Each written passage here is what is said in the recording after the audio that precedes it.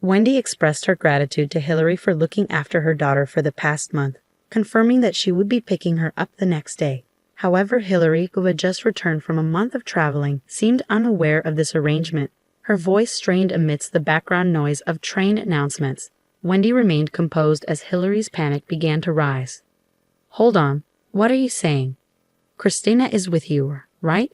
Hillary's voice trembled with concern. Wendy's confusion mounted as she realized Hillary believed Christina to be with her. "Christina? She's with you in your apartment's garage?" Wendy clarified, her mind racing to piece together the situation. As Hillary insisted she had sent messages, Wendy assured her she hadn't received any. Hillary's panic heightened as she demanded Wendy take responsibility for Christina's safety. After the call ended abruptly, Hillary attempted to reach Christina's phone to no avail, her anxiety escalating. Wendy suggested she head home first, promising to investigate further. Upon Hillary's return, she was met with Wendy, Scott, and Christina together, leaving her bewildered. Wendy seized the moment to introduce herself more thoroughly, revealing her independent lifestyle as a freelance illustrator. Despite Hillary's initial misunderstanding, Wendy's optimistic outlook on life remained unchanged. As Wendy reminisced about her caring brother Scott in his occasional visits, she couldn't help but acknowledge Hillary's tendency to look down on her for being single. Yet Wendy remained steadfast in her belief that personal values dictate matters of love and marriage. When Hillary teased me again about needing a partner, I brushed it off with a shrug. It was hard to tell if it was the alcohol loosening her tongue or something else. But her laughter persisted. Her incessant jibes on the topic eventually wore me out. When I decided to move into a condo on my own, one of my top criteria was distance from my brother and his wife, Hillary. I'd grown weary of her constant needling. However, I shared a strong bond with my niece, Christina, who was turning 10 this year. Despite never having seen it in person, Christina often talked about her cute light blue backpack, which she proudly wore to school. One day, while she watched me work on my illustrations, she admired my drawings on the computer screen. "Wendy, you draw so well," she exclaimed, her eyes wide with admiration. "I wish I could draw too."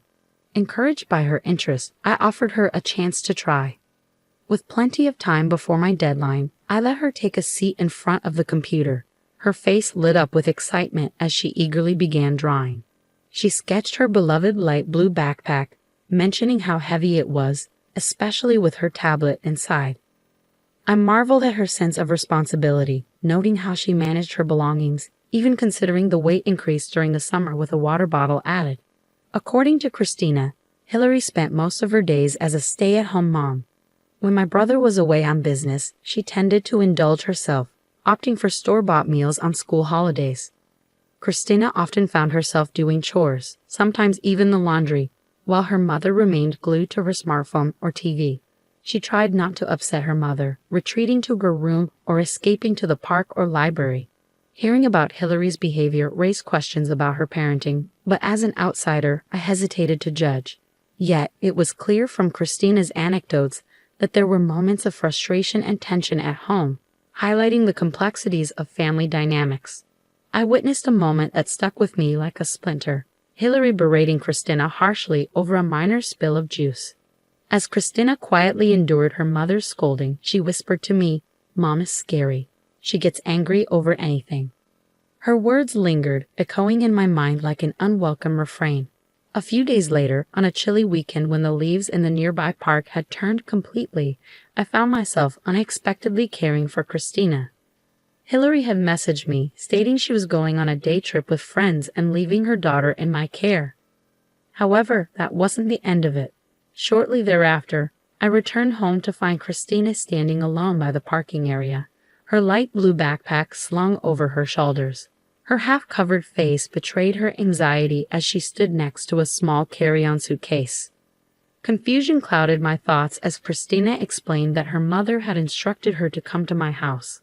I quickly checked my smartphone and found Hillary's message, a sudden announcement of her month-long trip and a request to look after Christina.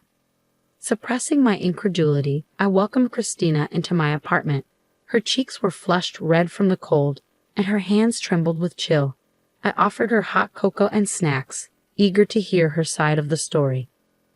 Christina recounted how Hillary had interrupted her drawing session, handing her the suitcase and instructing her to pack for a month-long stay at my place. With a sense of urgency, she hastily gathered her belongings and made her way to my apartment. Meanwhile, downstairs, Hillary's voice filled the house with excitement as she chatted on the phone. Christina winced at the sound, finding solace in the temporary respite from her mother's usual laughter. As Hillary bid her daughter farewell by the car, instructing her to behave and wait for me, the cold season seemed to intensify despite the sunlight peeking through the clouds.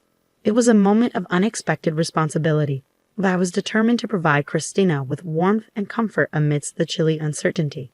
I couldn't shake off the anger brewing inside me, contemplating what would happen if Christina fell ill under Hillary's neglect. "Does your dad know about this?" I asked Christina, hoping for some clarity. She shook her head, munching on chocolate cookies with a hint of innocence despite the crumbs adorning her cheek.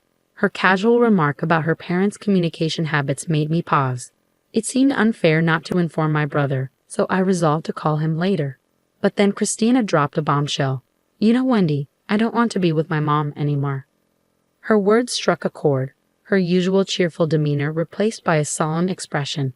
As tears welled up in her eyes, she poured out her heart, recounting incidents of her mother's explosive anger and misplaced blame. My heart ached for her, and I did my best to comfort her until her sobs subsided. It was evident that Christina's situation was far from normal. Convinced that action was needed, I decided to reach out to Scott, hoping he could intervene. After a moment of contemplation, I devised a plan and called my brother, relaying the distressing details. Scott's reaction was palpable, his voice wavering as he processed the gravity of the situation. Despite his initial disbelief, he listened intently, eventually agreeing to adjust his schedule to assist. With his support secured, I assured him that Christina would be in good hands. As I hung up the phone, a sense of determination washed over me. Deleting Hillary's message from my smartphone, I turned my attention back to Christina, ready to face the challenges ahead with a newfound resolve. As I made my way back home, I couldn't shake the concern for Christina's well-being. Determined to lighten her mood, I decided to treat her to something special. With each step, I mulled over ways to make her smile. Christina's school was quite a distance from my place, but I had arranged with the school for her to take the bus, sparing her the burden of walking with her heavy backpack. I made a mental note to talk to Scott about covering the bus fare later. Meanwhile, I continued my usual routine of working from home, while Christina diligently completed her homework upon returning from school. One evening, Christina surprised me by asking for help with her homework. It struck me as odd since it seemed more like a task for her teacher, but according to her, it was different. Her classmates' moms often assisted them. Realizing how self-reliant Christina had been, I grabbed a red pen and checked her work. As dinner preparations began, Christina eagerly offered to help in the kitchen. Her enthusiasm was infectious as she assisted in peeling onions and followed instructions with remarkable skill. I couldn't help but wonder where she had learned to cook so proficiently. Days turned into weeks, and before we knew it, a month had passed in a blink of an eye. Glancing at the calendar, I realized it was almost time for Hillary to return. Sure enough, I received a call from her the next day, thanking me for taking care of Christina. However, her confusion was evident as she seemed to believe Christina was still with me, despite being away for a month. "I sent you a message, so you should know," Hillary insisted, her voice tinged with panic. "I haven't received any messages. Are you sure you're not mistaken?" I responded calmly, feeling a wave of frustration. "Lies? That can't be." Hillary's voice rose in apparent panic. "What are you going to do about this? I entrusted Christina to you. If anything happens, it's your responsibility." With a sharp yell, she abruptly hung up the phone. Moments later, she called again, still shouting. It was evident she had tried calling Christina's phone but couldn't get through, escalating her panic even further. "Suggesting you calm down and head home might be a good idea," I proposed gently, hoping to diffuse the tension. After the call ended, I could hear Hillary arguing with someone, presumably a man, in the background. The room fell silent, tension thick in the air. When Hillary finally returned home, her footsteps echoed loudly down the hallway, bursting into the living room. Her face contorted with anger. She froze in shock at the sight of Scott, Christina, and me together. I've heard everything from these two in the phone call earlier, I explained calmly. We put the last call on speaker so everyone could hear it, making it easier to discuss what comes next. Christina's smartphone had been turned off, explaining why Hillary couldn't get through. I couldn't help but voice my confusion and frustration. "What have you done?" "That's my line," I exclaimed. "I didn't know earlier, but I've been taking care of Christina at my house for a month." "What do you mean by suddenly going on a trip and leaving her at someone's doorstep?" Scott intervened with a calm voice, urging us to calm down. "Christina is here too. It's true you went on a trip by yourself and left Christina behind. Your outfit and luggage suggest you've just returned." Hillary didn't deny it, instead beginning to make excuses as her face paled with realization. "I went on a trip, but even a housewife needs a break," Hillary began, her voice wavering slightly. "Doing laundry, cooking every day. It's the same routine, and the stress just builds up. I just wanted to go out with friends." I didn't respond immediately. Instead, I handed her several sheets of printed emails. They detailed exchanges with someone who seemed to be her affair partner, discussing plans for trips and rendezvous. These emails weren't recent, they dated back to last spring, including the day I'd briefly cared for Christina while Hillary claimed to be viewing flowers at the park. The revelation hit Hillary like a ton of bricks. She covered her mouth, her expression a mixture of shock and regret. Just hours before, Christina had come to me with her suspicions, having noticed her mother's secretive behavior with her smartphone. The unknown man's name on her messages and the unfamiliar voice on the phone only fueled her doubts. 6 months ago, Christina had confided in me about her mother's affair. At the time, I was skeptical. However, Hillary's sudden trip a month ago and the discovery of these emails now confirmed Christina's intuition.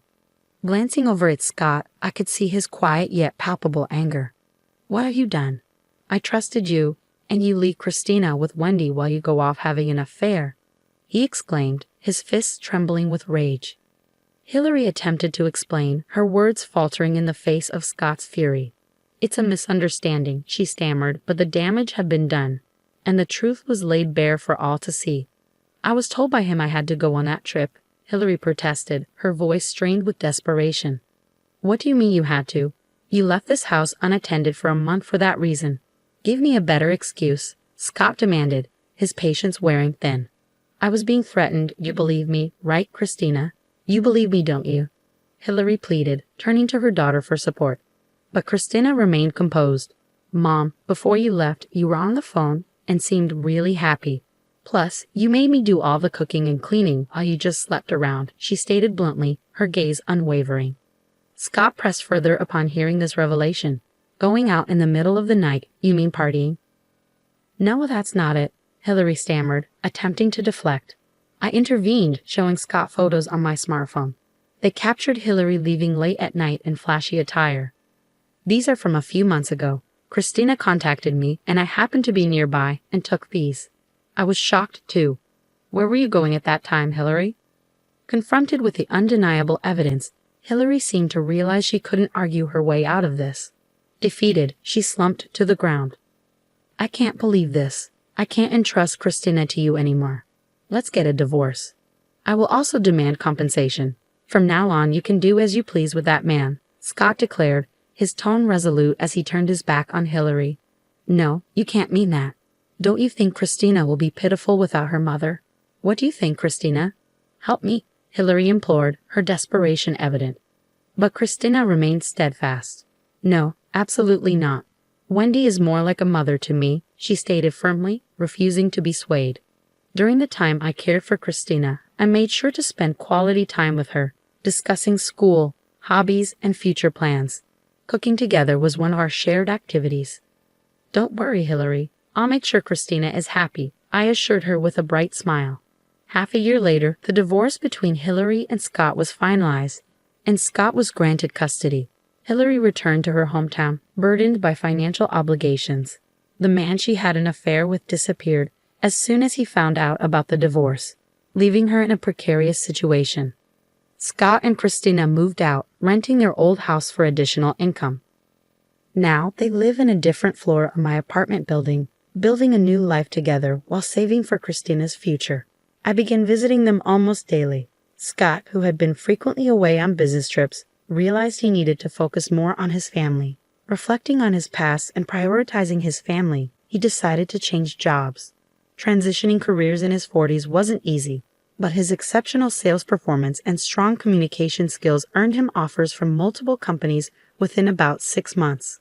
I was surprised by his capabilities, as he had previously favored sales roles that required him to be out and about. Despite declining promotions within the same company, the prospect of a fully remote job piqued his interest. "Your new job is fully remote, right?" I asked him one day. "Yeah, but it's interesting because I get to interact with various people. Plus, being with Christina is the most important thing," Scott replied with a smile. Christina still carried her light blue backpack to school, although she had to transfer to a different school due to the move. Leaving behind friends and teachers must have been difficult for her, but she seemed to be adjusting well to her new school life. "Have you gotten used to your new school, Christina?" I asked her one evening as we cooked dinner together. Christina giggled in response. "Yeah, I made a friend in the class next door already." "That was quick," I remarked, impressed. "Yeah, we're going to make hamburgers at her house next time," Christina said excitedly, her face lighting up with a smile.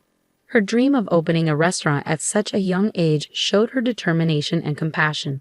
She explained that her friend's mom didn't cook for her either, so she cooked for herself and wanted to do the same for others who didn't have anyone to cook for them.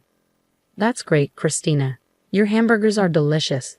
I hope a lot of people get to try them," I said, looking at her with admiration. Seeing her innocent smile filled me with a mix of emotions, but I couldn't help but smile back. Christina's dream wouldn't end as just a fantasy. She seemed incredibly brave and bright, and I looked forward to the day she opened her restaurant